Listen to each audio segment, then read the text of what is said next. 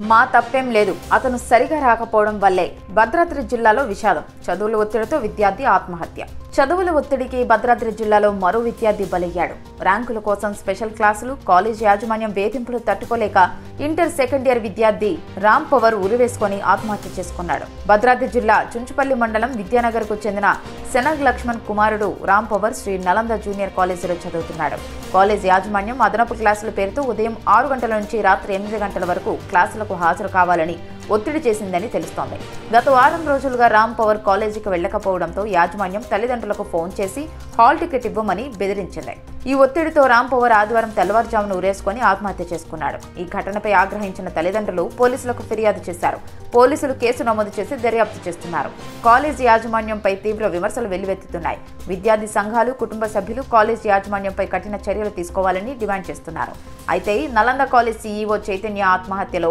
తమ పాత్రను నిరాకరిస్తూ విద్యార్థి తరచుగా క్లాసులకు రాకపోవడం వల్లే ఈ పరిణామం చోటు చేసిందని పేర్కొన్నారు ఈ ఘటన విద్యార్థులపై చదువుల ఒత్తిడి కాలేజ్ యాజమాన్యాల బాధ్యతలపై పెద్ద చర్చకు దారితీస్తోంది పోలీసులు దర్యాప్తు కొనసాగిస్తుండగా పూర్తి నిజాలు వెలుగులోకి రానున్నాయి